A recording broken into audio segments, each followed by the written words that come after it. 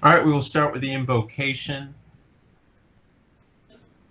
Divine Parent, we honor you and ourselves for being present here. We open our hearts and minds to receiving your healing energy and wisdom.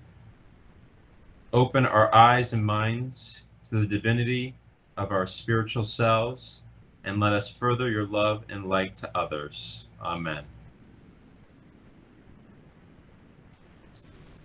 We'll start with, we'll have the spiritualist principles up on the screen in just a moment. There we go. And I'll read them slowly and steady, so you can read along with me if you want. We subscribe to the following principles: infinite intelligence, the deity, the designing and creating energy for everything in the universe. One universe, many dimensions. From one source came all that is present in our world, our galaxy, and beyond. The immortal soul.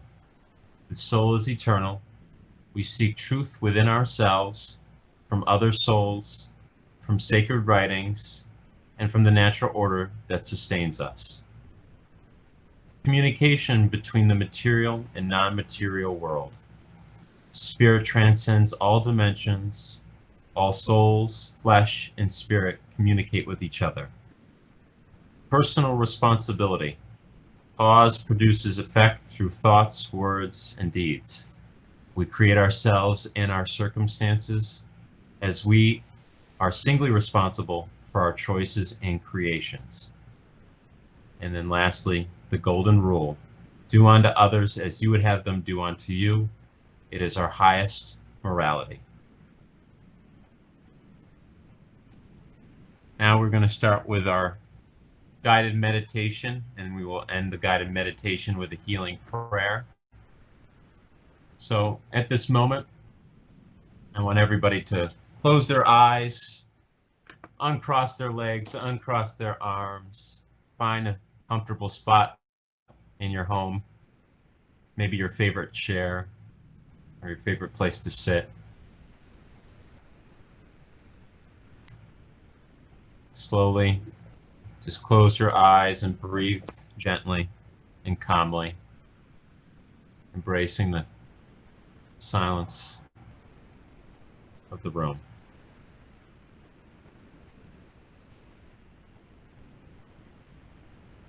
I'm going to play a little bit of the music in the background for everyone.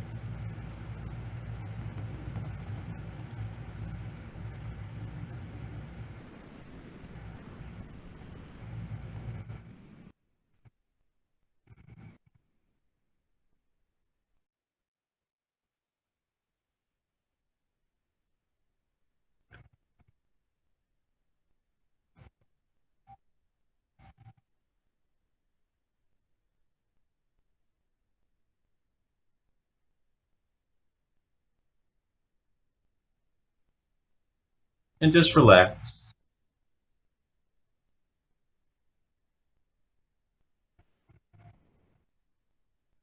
Take a few deep breaths in and exhale.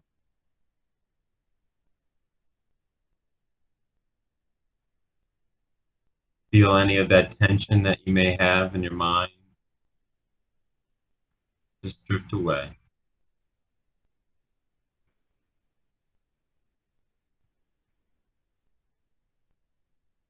Take another deep breath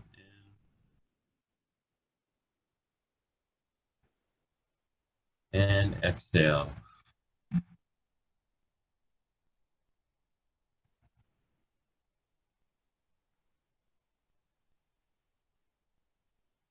Quieting your mind.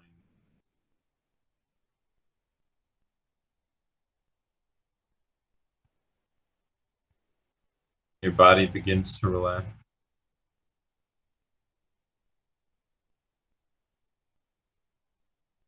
You feel like you're floating.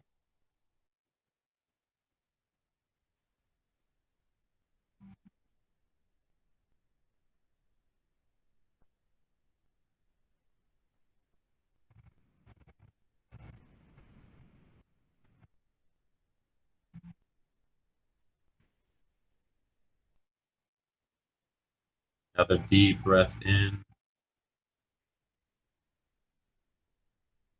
Exhale.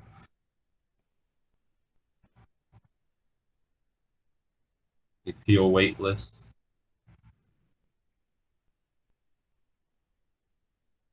Shoulders relaxed. Neck is relaxed. Your arms, the legs, all relaxed.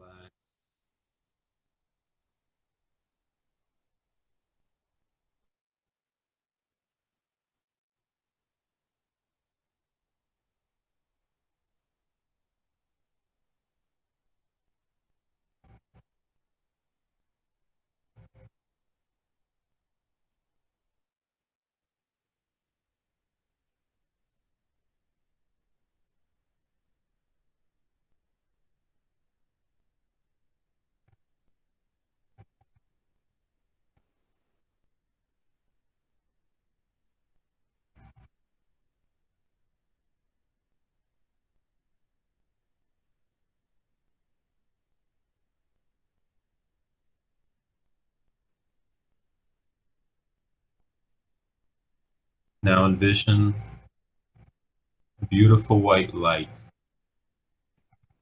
above your head.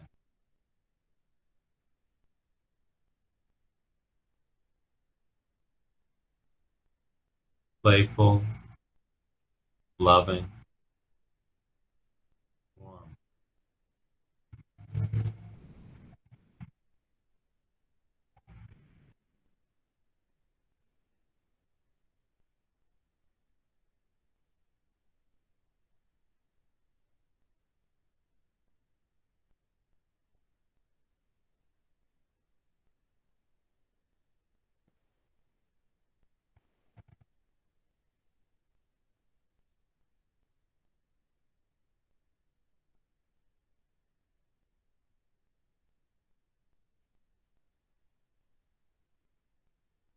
You only feel peace,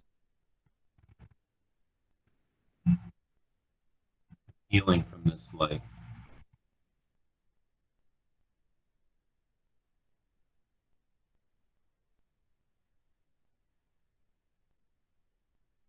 As it slowly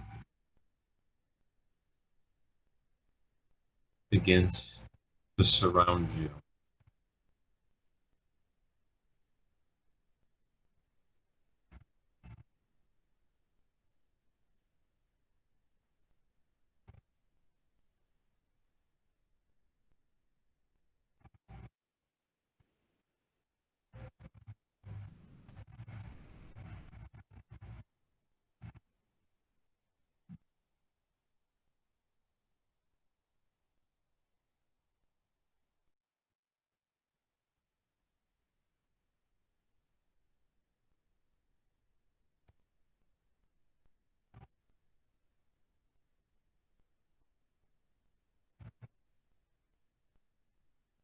Surround your aura,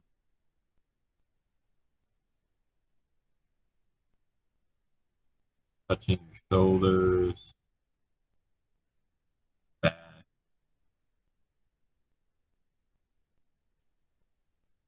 stomach, your heart, the legs, arms, hands, knees, your feet. White light surrounds your entire aura, filling it, healing energy, warmth, love.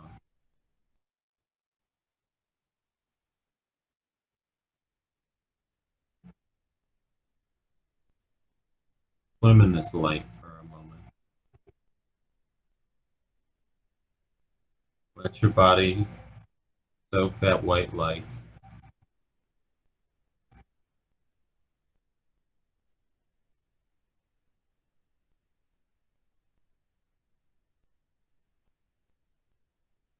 and already knows what problems that ail you,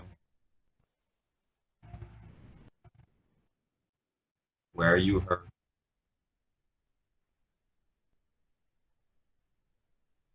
All you need to do is just let it in.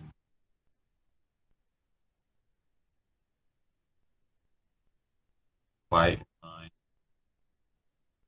Open your mind and your heart to this light.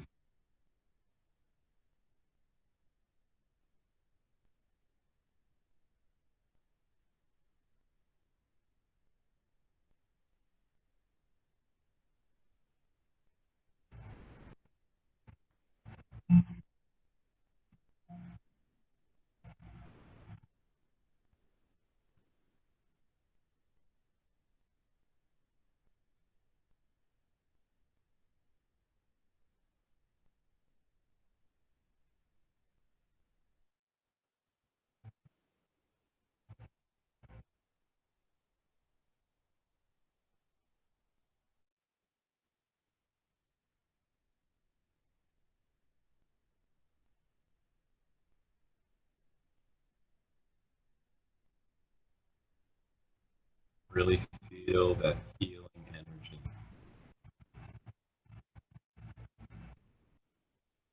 vibration,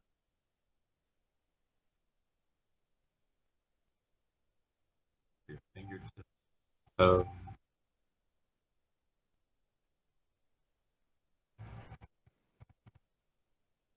tingling in your arms and legs, neck,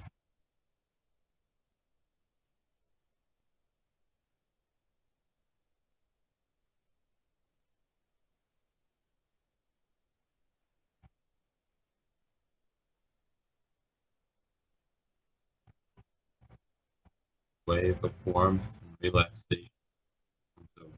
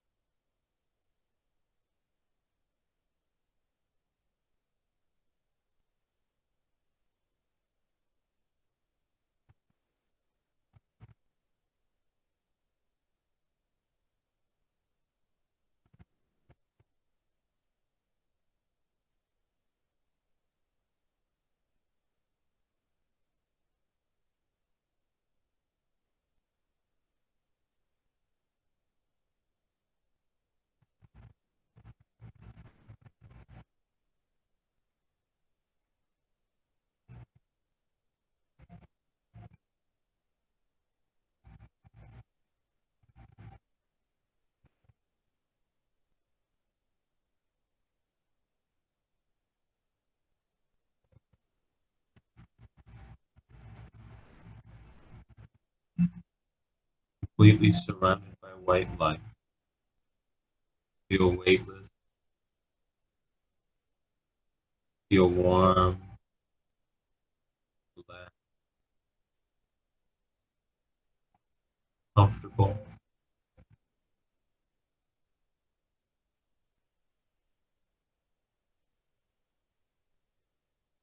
You're just letting all that healing energy take effect.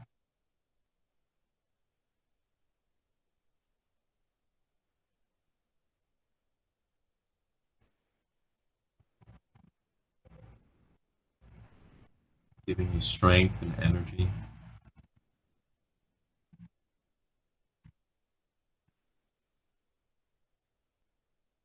filling you up with love,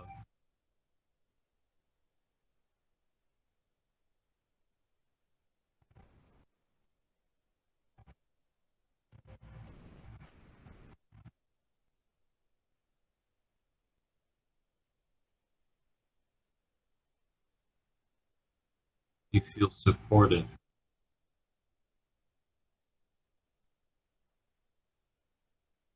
You feel cared for.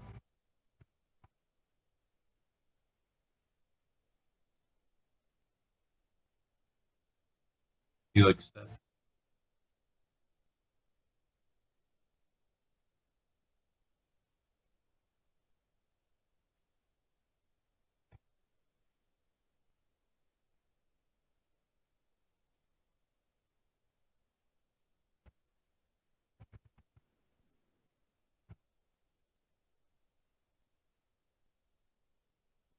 Any pain that you have is long gone now.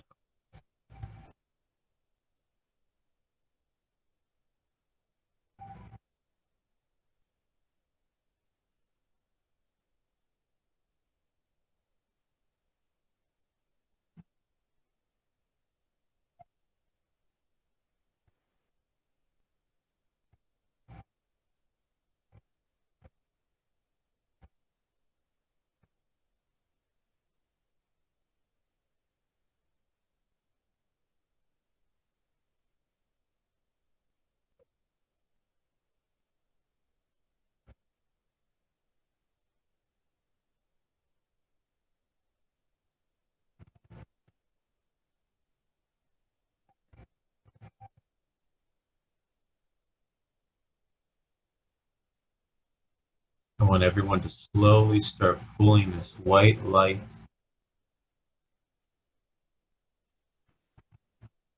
pulling this white light that fills your aura, and bring it into the center of your chest. Slowly gather all that white light to the center of your chest.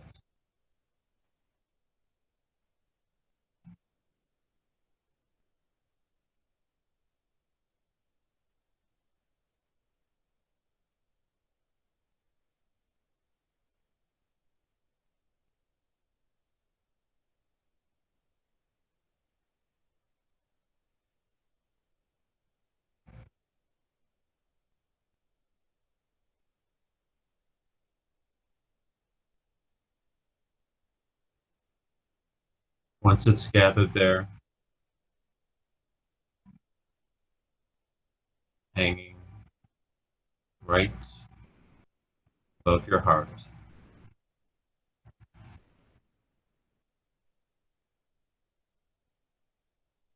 start thinking of those others who need this healing light too.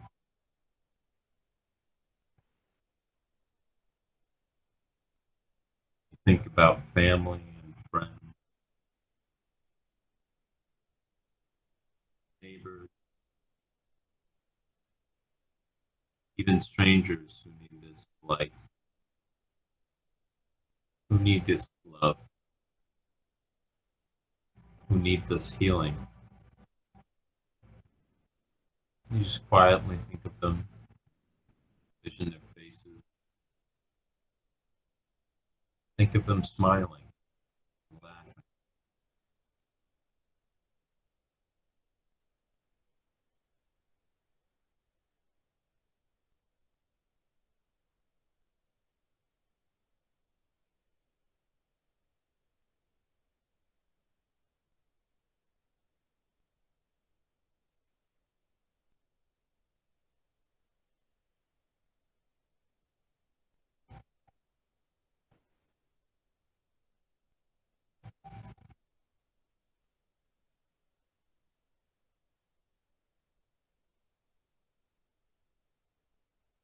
Now think of the world that we live in.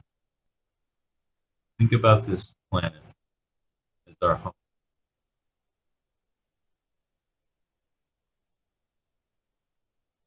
Envision trees growing and flowers blooming,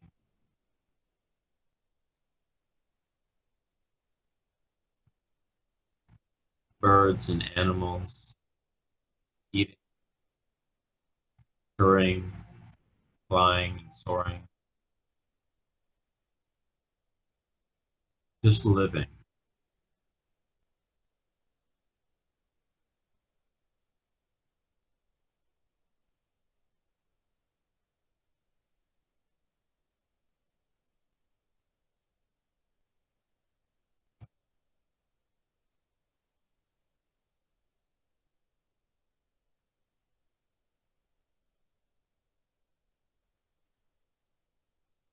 Envision a clear sky,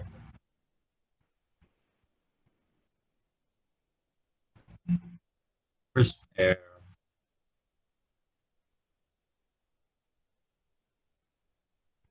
crystal clear water.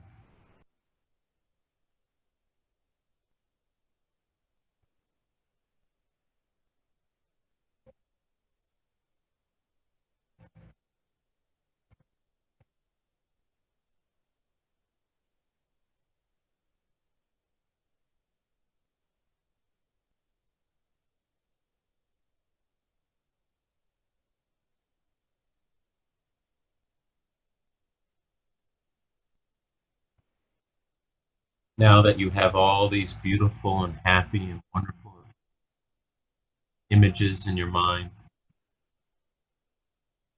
I want you to take all those images, all those happy thoughts of love, healing. I want you to put it into that light that you have at the center of your chest. Fill all those thoughts into that light, that beautiful white light.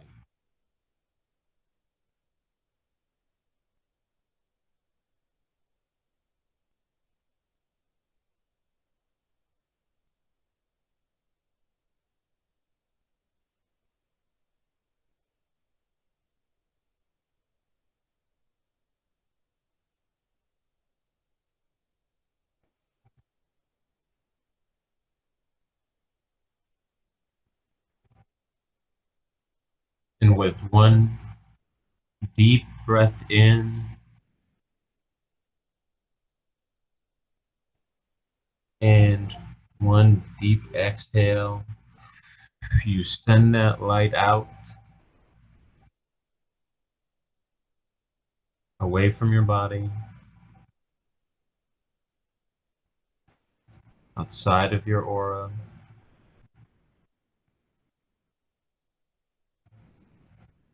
floating away outside your home, outside your building, into the sky,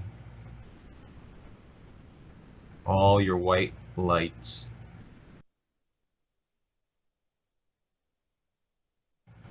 All those white lights going into the sky and being consolidated and going to where they are needed and where you want them to be sent. To heal others, to heal yourself, to heal the world around you.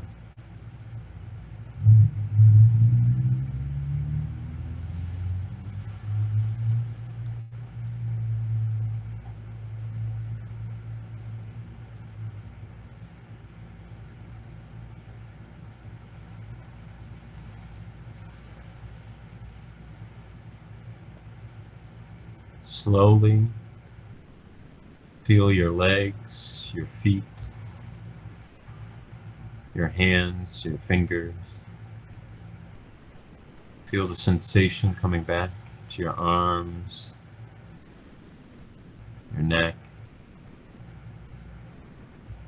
That sensation is coming back to your whole body. You can wiggle your arms and your toes and your legs. And when you're ready, you can come back to the room and open your eyes.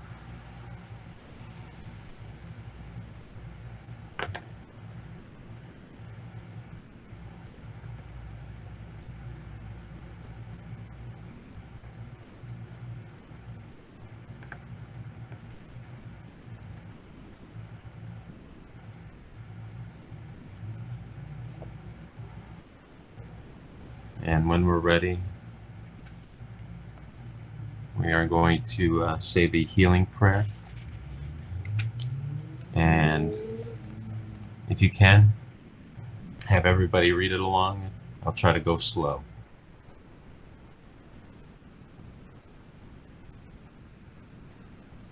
We ask the great unseen healing force to remove all obstructions from our minds and bodies, and to restore us to perfect health.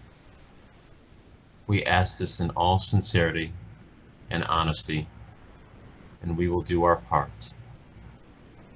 We ask this great unseen healing force to help both present and absent ones who are in need of help, and to restore them to perfect health. We put our trust in the love and power of Spirit. Amen.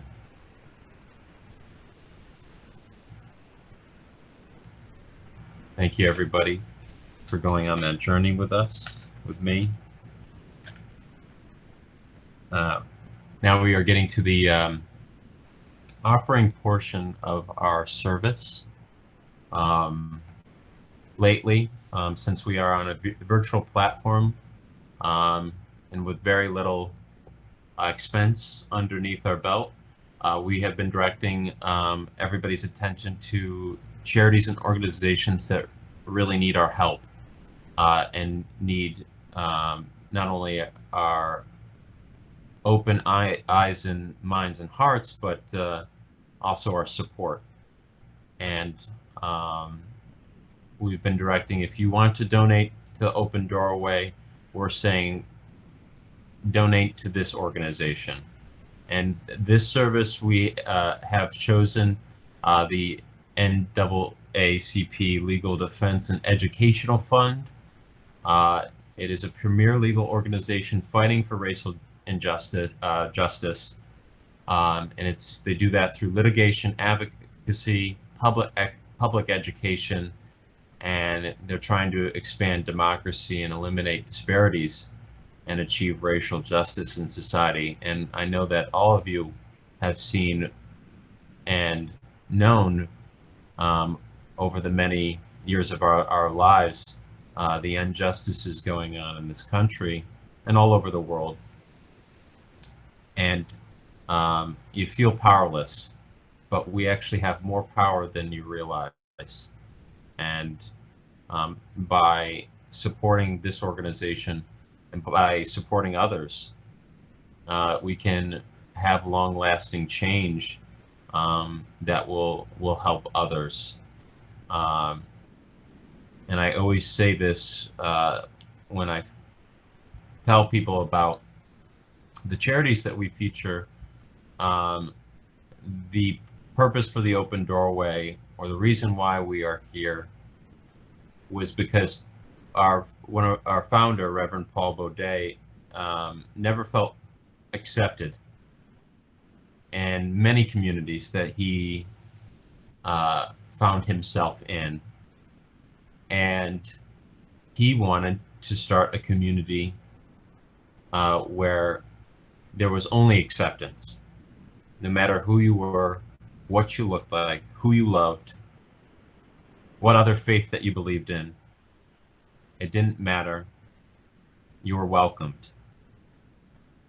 And he was a supporter of any community that was being prejudiced against, quieted, silenced, squandered. He wants to support communities. He wanted to support healing in those communities. And so I'd ask everybody to direct any funds that you would want to give to the Open Doorway to this charity. And we have the link below provided for you. With that said, I would thank you all for those who are going to contribute to that organization. I really appreciate it. And thank you for listening to me. The next bit of our service is one I'm very excited about. We are joined with a very special guest minister, Reverend Elise Mari Clare, who is a very good friend of myself and a very good friend of this community. She has led many, co-conducted many circles with me over the last few years, and I'm just very blessed and honored to have her here. And she's going to be giving us our lecture. Okay. It is for all you. Well, thank you very much for having me. And I'm very fortunate. As Stephen Robinson said, there are no accidents. So your selected charity ties in very well with my lecture. So with that said, I'll just begin. If you are anything like me, the last months have been filled with an energy heavy with anxiety, rage, and isolation. You can sense it 6 feet away. It is a strange gift to be living now, witnessing the world as we know it. It may come as no surprise to you that I am often shocked, nauseated, and disgusted by the fear and hate I witness daily. I freely admit that I have been wrestling with God like Jacob in Genesis 32 over all these months. As an American born in 1976, not only am I born in the year of the Golden Dragon, but also in a centennial year. I've never witnessed the America we see today, although I think my grandparents had. They were Hungarian Jews who fled pest in 1926. They knew poverty, isolation, discrimination, and desolation. They came here to hide as Moranos and were masters of great disguise. They make Houdini look like an amateur. My grandparents were great survivors in a world much like today, yet they became elements of change. Reflecting on their journey has helped me grapple with myself these past few months. Now, my brother and I used to spend our summers in South Jersey with these grandparents, whom we lovingly called Grandma and Grandpa at the lake. We spent our time swimming in a cedar lake, the faded color of cardinals' robes, able to stare up at an endless blue sky. The air would tenderly caress our tanned skin, reminding us that God lived in this place. My grandmother, Esther, was a no-nonsense type of gal, whose icy blue stare punctured its opponent's confidence with surgical precision. My grandfather, Andrew, Esther's direct opposite, reminded me of Santa Claus, a big man with a big belly who always wore a white t-shirt in the winter and walked barefoot in the snow. He used to say that he ran hot and that the cold didn't bother him. Part of Andrew's gift to the world was ancient wisdom, which he freely shared. I think that's why more than 500 people came to his funeral. The summer I was 10 and visiting, I had had an argument with my mom, which wasn't very common for me. She had asked me to do something which I didn't do, and I responded to her in a way that my ancestors deemed disrespectful. My grandfather said to me, "Come here, I want to teach you something. It's going to be the most important lesson in your life. Life's not fair, kiddo. When your mother asks you to do something, you do it." Burning with indignation and sullen pride and choking back angry tears, I said, "But Grandpa, but why isn't it fair?" "It just isn't," he said. "But Grandpa, but I want it to be fair," I said. "The second, more important lesson is you don't count," he said. Life's not fair and you don't count has run over and over in my mind for 44 years. Now, more than 12 years ago, I adopted a spiritual path founded on Gnosticism. My unnamed teachers don't teach through fits and puffs of fairy dust, but rather through the path of the razor's edge, like Grandpa Andrew. Do any of you know what the path of the razor's edge is? I'm going to give a little clue from the Upanishad. A sharpened razor's edge is hard to cross. The dangers of the path, wise seers proclaim them. That gives you a little hint at how long this path has been around. So the purpose of our paths, in my estimation, is to acquire comprehension.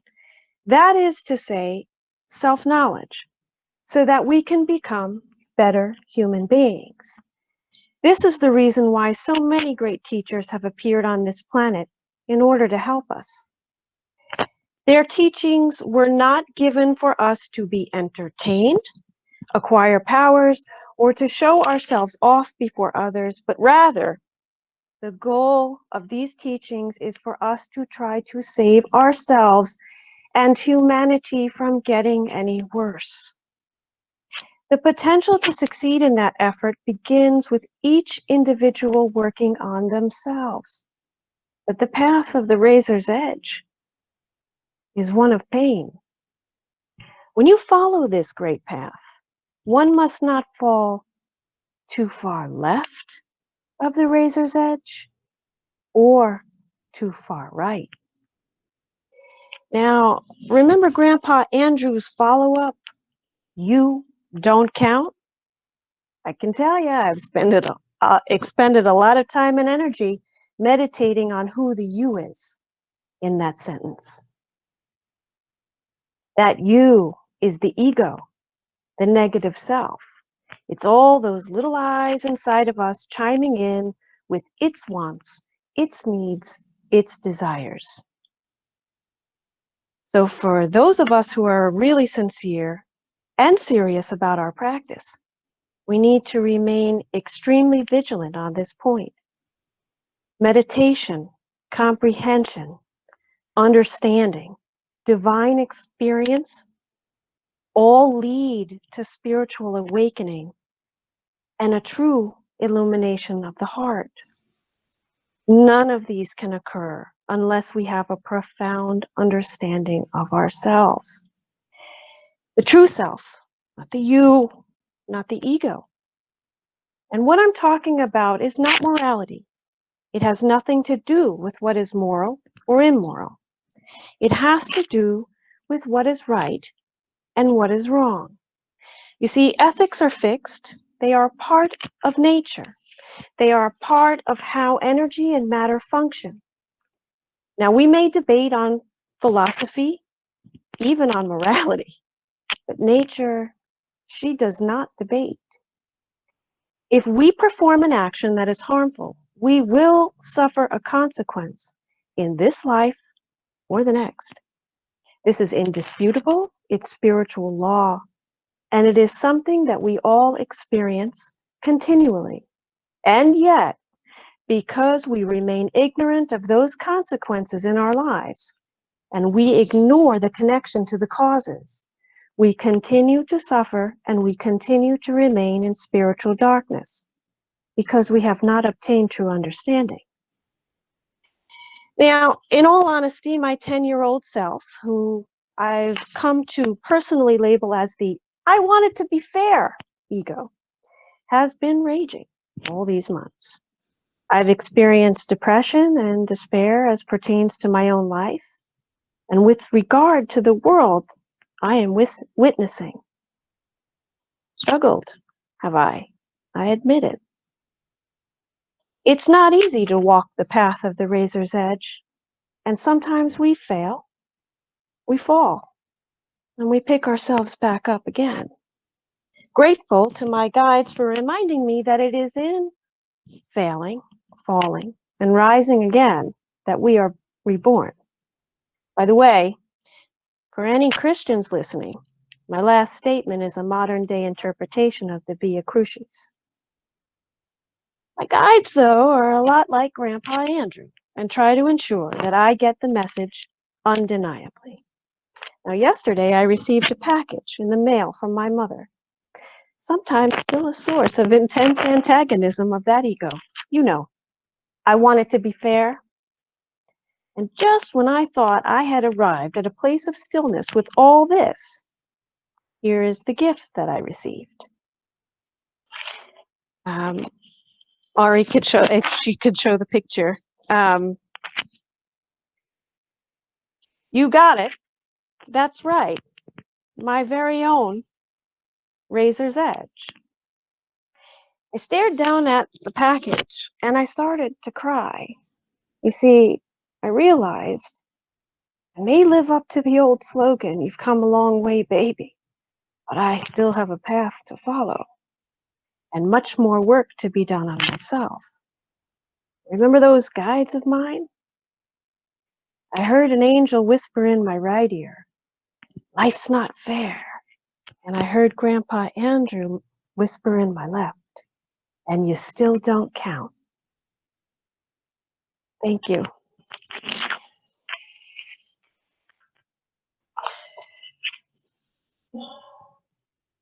That's it. Sorry, I was getting my mute, trying to find my mute button. Thank you for posting the picture. Yeah. Thank you, Elise. Thank you. Oh man, that would have given me chills to have that come in the mail. Yeah, it did. It actually came in the mail the day that I was kind of putting this on paper so I could present it. And I was really going through it. You know, I'm sorry, but the heinous, not to be too political, but the heinous murder of George Floyd has really affected me in ways that I never dreamed possible. And this is not the America that I know. And I've been really, really struggling with it and working with myself and wanting it to be fair for everyone, not for me, for everyone. Well, the one thing to take away from all that it has not been ignored by others. No. And No, but there is, I think that there's sometimes this impetus to believe that, okay, you know, we've had protests, we've had some forward motion, and then we but can it move. needs to, right, but we can't. And I think what we need to do is really remember that it's about ourselves. Exactly. It starts with us, within. Correct. And we are the elements of change, kind of like my grandparents. Yes. And we are each step at a time for that. So thank you for sharing your story, your experience, and your wise words.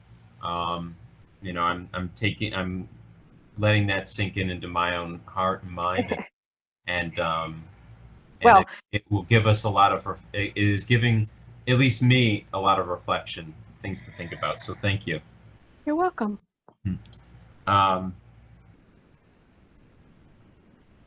We'll most definitely have Reverend Elise Mari Clare come back and speak to us. Before we close the today's service, I just have just some quick announcements. We have a couple things coming up where for the open doorway. July 24th will be our next open doorway circle, sponsored by co-partnered with Awakening and the Open Doorway. That will be at 7:30 p.m. till 9. We should have an announcement going out soon of when people can go on the website at Awakening and reserve their spot. There's only 12 spots available, and in order to reserve a spot, it's a $20 fee. July 24th, 7:30 p.m. to 9. I've had so much fun with our circles the last few months, our virtual circles. Elise can attest to how enjoyable and wonderful they are, having co-conducted last night's circle. It was just a very wonderful experience, and each one is so unique. So you know, look for that. Keep checking on our on the Awakening ny.com website under workshops. You can sign up there. Then we have our next service, our virtual service, August 1st at 4:30 p.m. to 5:30, where we'll join in just meditation, healing, prayer, and of course a lecture. Right now we don't have anyone selected to be our guest minister as of yet, but of course once we have somebody selected and invited, you will be all the first to know through our wonderful newsletter. If you have not received our newsletter, we can provide that link to subscribe to our newsletter, but I feel like looking at everybody's name right now that I think everybody subscribed to our newsletter. If not, they can most definitely contact us. The link is in the chat box. It's bit.ly 2vn9fxv. It's a random link, but you can click on that, and that's going to direct you to subscribe the subscription page for our newsletter. And that's it. With that said, I'm going to give the microphone back to Elise, who is going to close our wonderful service with a benediction. Thank you. Divine Parent, we thank you for all of the healing and the light, the wisdom that you brought into our circle, into our space and our hearts and minds today. And we pray that you allow us to continually draw in the peace, love, and justice into our lives and into our hearts. May it always be a place of your justice and your infinite love. In your name, amen. Amen. Thank you, everybody, for joining us. Thank you, Reverend Elise, for Sure. again, once again, for joining us. And I hope everybody got something from it. And do a little bit, if also, do some research on the NCAA. I was going to say the NCAA, the NAACP, and the Legal Defense Organization. I took a look at their site, and it's really amazing the stuff that they do. Yeah. It's wonderful to see such wonderful faces. Especially Janet. Yes, So. especially Janet. Always wonderful. Everybody can turn on their mics if they want to speak. The service is over. They can talk amongst one another. I know we probably don't get to socialize that often nowadays. So if you want to take this opportunity to just chat with everybody.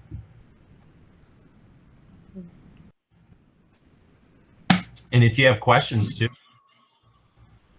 I don't know what we'd be able to answer for you, but yeah. But let me start by thanking Elise for the lecture. It was beautiful. Well, thank you for. I just wanted to say publicly, Ari, the work you do behind the scenes, you're a mastermind. I don't even know how you manage this. You're so gifted. I mean, I wish I knew how to organize these types. No, I mean it. I've embarrassed myself by missing the link and for last night, and I'm amazed by you. So thank you for the service that you give to the Open Doorway. Absolutely. Thanks to Ariane. Yes. But Elise, it was a beautiful, beautiful talk. Oh, thank you. Well, I'm sure you saw Andrew because he hasn't left my side. And Thank you for joining us, Kat. Yeah. Thank you. Thank you. Thank you both very much. It was fantastic. Thank you. Thank you, Alice, for joining us. Thank you. Take care. Bye-bye now. Bye. Yeah. it's been a whirlwind. Andrew is also my grandpa is around me a lot because his sister is dying and from the virus, and she's in Flatbush. So he's around a lot. My great aunt. So yeah. He's a tough guy, though. He's tough, so be careful if he visits. Well, he can't be ignored. That's for sure. No, I think I'm fond of saying that they don't make them like they made him. No, I mean he was just of a certain fiber. It's a rare fiber. He was a good guy. Yeah. Just a little bit more about him if you're interested. He actually he married Esther and took on her 2 children because she was divorced. And oh wow, which is unheard of. Yeah, and basically he raised them as his own for their whole lives, and he even took in other children, and he raised them as his family members. Like he raised other children from cousins who couldn't afford them, and he was a very special person. Wow. Very special person. He was, he was something great. Anyway. That's beautiful. If we had more people like that, Well, I think that he had a real set of values, and I have had it's interesting. I have seen my ancestors. I mean, as you all see yours, but the interesting thing about Andrew is that I don't see him in the context that I see other crossed over loved ones. I actually see him in a different plane. So it's very interesting to see. Okay. When I visited him, it was a very strange thing. I went to a space that looked like farmland, and it had wheat growing, and there was a golden sun. There wasn't a cloud in the sky, and there was this tiny little white house. And when I went inside the house, I knew it was my grandfather, and I sat down, and there was rough furniture, not a lot, and it was like farmhouse furniture.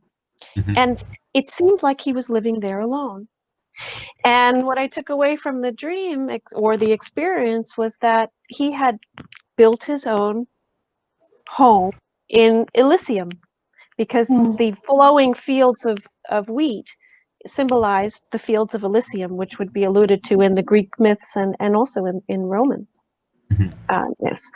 So I think that there is truth to building up spiritual wisdom and acting rightly. And I think we do wind up on a different plane.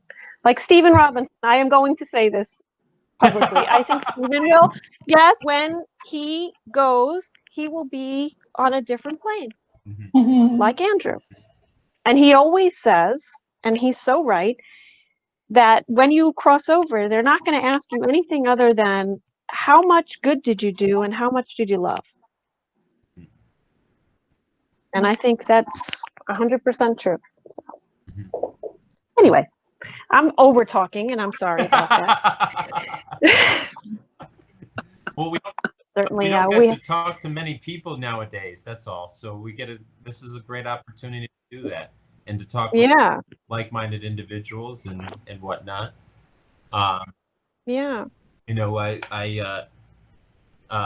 show to get on a different topic. I think just Janet would like to see some of these pictures that I'll show to the camera, because of course I'm in my childhood home, so it's like it's a Paul and Bruce shrine, and here's a picture of the lovely man and Taylor, and this was 1990, so she was like a year and a half or 2 years old. Oh wow! I love it. Is that your sister?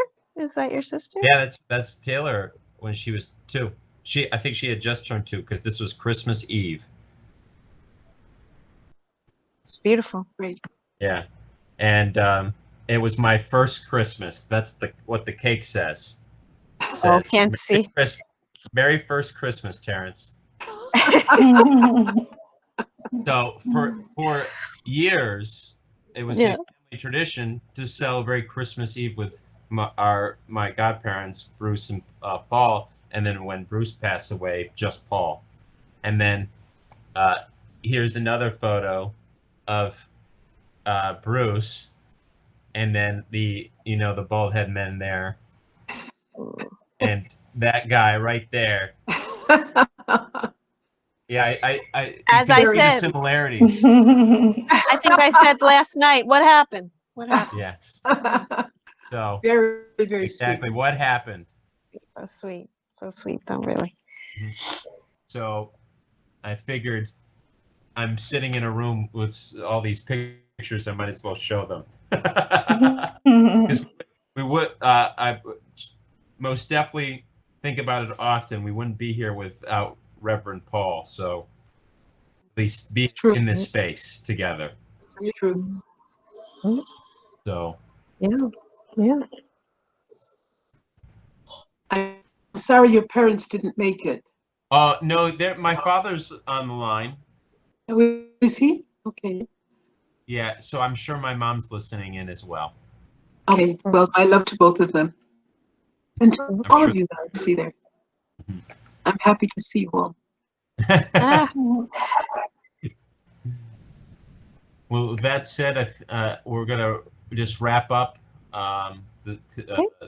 our chat. I know I got a date with my parents. How nice. It's your and we just got a chat from it's your mother here. That's my mother, and she says love you all from Buffalo. It's very sweet. So thank you all for joining us today and being here, and it was nice to see you. Shimmy, I like whatever you're showing, but I also like I prefer your lovely smile.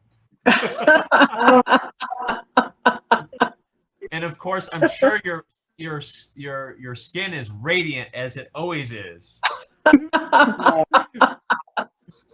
Nice of you to say. Thank you. And Although then Teresa and I are on the same team. We're the stripe team today.